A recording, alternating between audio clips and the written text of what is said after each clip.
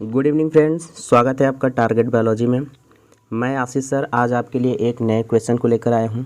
ठीक है दोस्तों, तो यूपी बोर्ड एग्ज़ाम में क्लास 10th और क्लास 12th में यह क्वेश्चन पूछता है कि बीजांड की संरचना क्या होती है। ठीक है दोस्तों, तो आज हम लोग आपके साथ डिस्कस करेंगे structure of ovules and type of ovules. ठीक है दोस्तों, तो आइए शुरू करते हैं आज के इस लेक्चर को।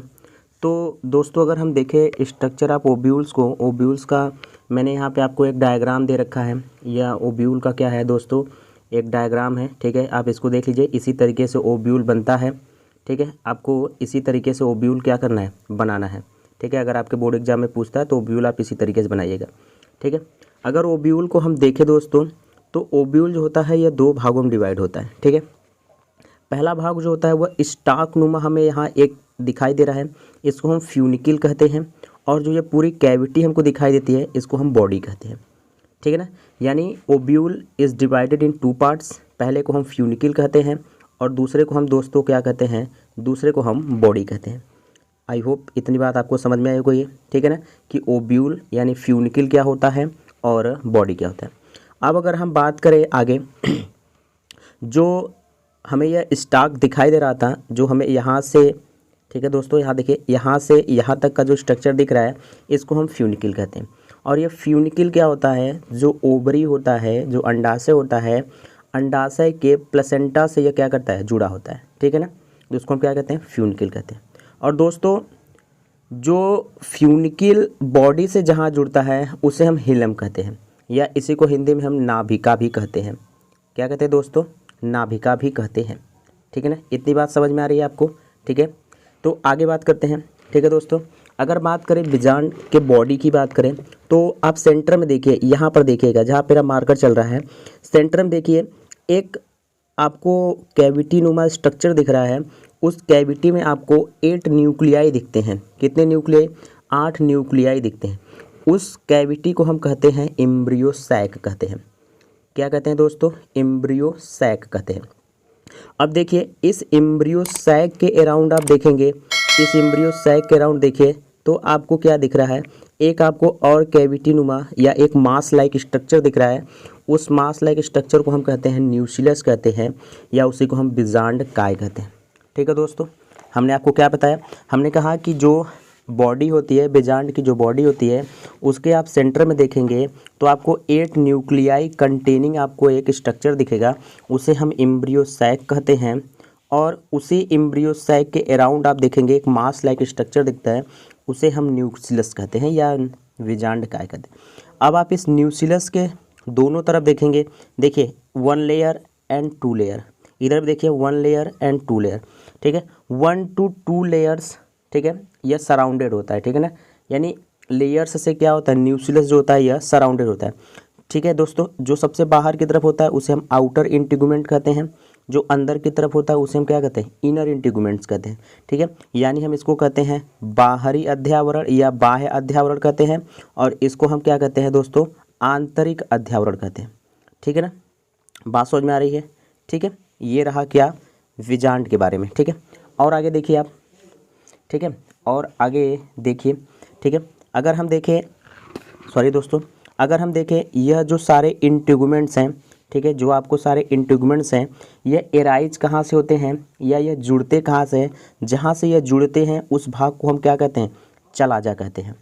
उस भाग को हम क्या कहते हैं दोस्तों, यहाँ देखिए ये इंटीगुमेंट यहाँ से आगे बढ़ेगा, यह इंटीगुमेंट यहाँ से आगे बढ़ेगा, तो आपस में जाकर जुड़ेंगे, जहाँ से जुड़ते हैं उसी भाग को हम क्या कहते हैं, चलाजा कहते हैं। ठीक है, इंटीगुमेंट जो होता है यह पूरे बॉडी कैविटी को चारों तरफ से घेरी होती है, लेकिन एक स्थान पर देखिए यह खाली होती है। एक स्थान पर देखिए ये यहाँ पर क्या है, खाली है। जहाँ पर यह खाली होती है दोस्तों उसी को हम क्या कहते हैं, माइक्रोपाइल कहते हैं, या उसी को दोस्तों हम क्या कहते हैं, बीजांड द्वार कहते हैं। ठीक है दोस्तों, बात समझ में आ रही है आप हमारी।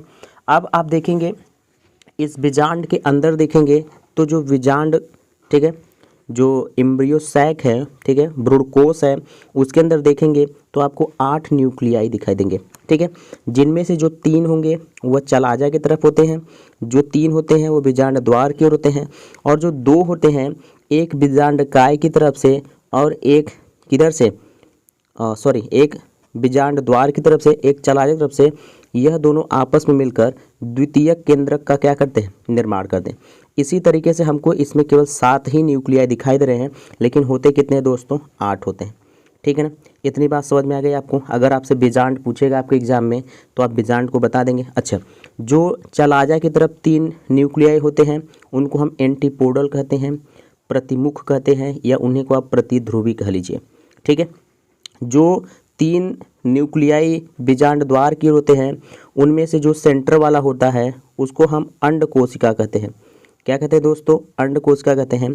और अगल बगल के जो 2 होते हैं इनको हम क्या कहते हैं, उनको हम कहते हैं सहायक कोशिका कहते हैं, या उन्हें इंग्लिश में हम सिनर्जिट सेल कहते हैं। ठीक है दोस्तों, बात समझ में आई इतनी। अब आगे देख लीजिए। ठीक है, जो आपको बीच में यहाँ पर दिख रहा है, एक पोलर न्यूक्लियल चलाजा की तरफ से, एक पोलर न्यूक्लियस माइक्रोपाइल तरफ से, यह दोनों आपस में मिल जाते हैं तो किसका निर्माण करते हैं, सेकेंडरी न्यूक्लियस का निर्माण करते हैं। ठीक है दोस्तों, इतनी बात आपको समझ में आ गई। ये रहा दोस्तों आपके सामने बीजांड और बीजांड का स्ट्रक्चर। अगर आपके एग्जाम में पूछता है तो आप इसको बता दीजिए। ठीक है, आइए अब हम देखते हैं बीजांड के टाइप्स की। बीजांड के टाइप्स कितने होते हैं। ठीक है, अगर बात करें बीजांड के टाइप्स की तो बीजांड 6 प्रकार का होता है। ठीक है, मैंने आपको यहाँ पर डायग्राम दे रखा है, मैं आपको पहले परिचित करा देता हूँ। जो सबसे पहला होता है उसको हम कहते हैं आर्थोट्रोपस कहते हैं। क्या कहते हैं दोस्तों, आर्थोट्रोपस कहते हैं। ठीक है, जो दूसरा होता है उसको हम एनाट्रोपस कहते हैं। जो तीसरा होता है उसको हम क्या कहते हैं, हेमी एनाट्रोपस कहते हैं। जो चौथा होता है इसको हम क्या कहते हैं, एम्फीट्रोपस कहते हैं। जो पांचवा होता है इसको हम क्या कहते हैं, कैम्पाइलोट्रोपस कहते हैं। और जो छठा होता है इसको हम क्या कहते हैं, सर्सिनोट्रोपस ओब्यूल कहते हैं। ठीक है, आइए एक एक को हम डिस्कस करते हैं कि एक एक ओब्यूल कैसे होते हैं। ठीक है, अगर हम बात करें पहले की आर्थोट्रोपस की बात करें तो आर्थोट्रोपस ओब्यूल को आप देख लीजिए। इस ओब्यूल को हम सीधा ओब्यूल कहते हैं। सीधा ओब्यूल क्यों कहते हैं, क्योंकि जो इसका माइक्रोपाइलर रीजन होता है, चलाजर रीजन होता है और जो फ्यूनिकिल का रीजन होता है, यह तीनों एक सीध में होते हैं, इसलिए इसको हम क्या कहते हैं, स्ट्रेट ओब्यूल कहते हैं। और सीधी लाइन के द्वारा भी हम इसको प्रदर्शित करते हैं। ठीक है दोस्तों, ये रहा आर्थोट्रोपस। सब कुछ आपको ऐसे ही बताना है, सिर्फ आपको बता देना है कि आर्थोट्रोपस ओब्यूल कैसा होता है। ठीक है, आइए दूसरी तरफ चलते हैं। दूसरा क्या है, एनाट्रोपस ओब्यूल है। एनाट्रोपस ओब्यूल क्या होता है दोस्तों, इसमें जो फ्यूनिकिल होता है, यहाँ पर देखिए, यहाँ पर आपको दिखाएगा जो फ्यूनिकिल होता है ये ज़्यादा लंबा होकर झुक कर कहाँ आ जाता है। ठीक है, आपको फ्यूनिकिल के पास आता है, माइक्रोपाइल रीजन नीचे की तरफ झुक जाता है। ठीक है, हम इसमें क्या देख रहे हैं, इसमें माइक्रोपाइल और जो चलाजर रीजन होते हैं बस यही दोनों एक सीध में होते हैं, फ्यूनिकिल एक सीध में नहीं होता है। ठीक है, आइए अगले की तरफ चलते हैं। अगर अगले को देखें दोस्तों तो इसमें क्या होता है, इसमें भी देखिए जो माइक्रोपाइल होता है ये हेमी एनाट्रोपस है। जो माइक्रोपाइल होता है यह फ्यूनिकिल के साथ समकोण कोण बनाता है, यानी 90 डिग्री का क्या बनाता है, कोण बनाता है। ठीक है दोस्तों, देख लीजिए यहाँ पर माइक्रोपाइलर रीजन है, यहाँ पे फ्यूनिकिल है, और आप देख सकते हैं यहाँ पे मैंने आपको एक अलग से डायग्राम में दिखाया है कि यह क्या कर रहा है, यह दोनों एक दूसरे के साथ 90 डिग्री का क्या कर रहे हैं, कोण बना रहे हैं, एंगल बना रहे हैं। आइए अगले की तरफ चलते हैं। अगला क्या कह रहा है, अगला कह रहा है दोस्तों एम्फीट्रोपस कह रहा है। एम्फीट्रोपस ओब्यूल क्या होता है, तो एम्फीट्रोपस ओब्यूल एक स्पेशल टाइप का ओब्यूल होता है। ठीक है दोस्तों, इसमें होता क्या है, इसमें जो न्यूक्लियस होता है, यह जो न्यूक्लियस होता है यह हमको कैसा दिखता है, तो हार्स शू शेप्ड दिखता है। कैसा दिखता है, घोड़े की नाल की तरह दिखता है। ठीक है दोस्तों, यह स्पेशल होता है, हार्स शू शेप्ड स्ट्रक्चर आपको दिखाई दे तो उसी को हम क्या कहते हैं, एम्फीट्रोपस ओब्यूल कहते हैं। ठीक है दोस्तों, आइए अगले की तरफ चलते हैं। अगला क्या कह रहा है दोस्तों, अगला कह रहा है कैम्पाइलोट्रोपस कह रहा है। ठीक है दोस्तों, क्या कह रहा है, कैम्पाइलोट्रोपस कह रहा है। कैम्पाइलोट्रोपस में क्या होता है दोस्तों, तो कैम्पाइलोट्रोपस में क्या होता है, जो चलाजा रीजन होता है यह फ्यूनिकिल के देखिए आपको क्या करता है, एक साइड निकल जाता है। ठीक है ना, और जो चलाजा और माइक्रोपाइल होते हैं यह दोनों एक सीध में होते हैं, लेकिन जो फ्यूनिकिल होता है, फ्यूनिकिल के राइट साइड की तरफ चलाजा क्या होता है, ज़्यादा भाग निकल जाता है। अगर ऐसा ओब्यूल आपको दिखाई दे तो उसे हम क्या कहते हैं, हम उसको कहते हैं कैम्पाइलोट्रोपस ओब्यूल कहते हैं। ठीक है दोस्तों, आइए आज के अंतिम ओब्यूल की तरफ चलते हैं। अंतिम ओब्यूल क्या कह रहा है, सर्सिनोट्रोपस ओब्यूल कह रहा है। सर्सिनोट्रोपस ओब्यूल में क्या होता है, जो फ्यूनिकिल होता है यह दोस्तों इतना बड़ा हो जाता है कि यह एक रिंग बना लेता है। क्या बना लेता है, एक रिंग बना लेता है, यानी यह 360 एंगल बना लेता है। कितना बना लेता है, यह 360 एंगल घूम जाता है। ठीक है, यानी इसमें एक बार बीजांड पहले सीधा होता है, फिर उल्टा होता है, फिर सीधा हो जाता है। ठीक है, तो हम क्या कर सकते हैं, हम कहते हैं 360 या क्या करता है, जो रिंग होता है फ्यूनिकल ऑफ रिंग, यहाँ पे लिखा गया है जो फ्यूनिकल होता है ये एक रिंग लाइक स्ट्रक्चर में कन्वर्ट हो जाता है। ठीक है, अगर आपको ऐसा ओब्यूल देखने को कहीं मिल जाए तो उसको हम कहते हैं सार्सिनोट्रोपस ओब्यूल कहते हैं। ठीक है दोस्तों, तो यह रहा आपके सामने क्या आज का टॉपिक हमने दोस्तों आपको क्या पढ़ाया कि पहले ओब्यूल क्या होता है, ठीक है, और ओब्यूल्स के टाइप क्या होते हैं। ठीक है, मैंने आपको पढ़ा दिया।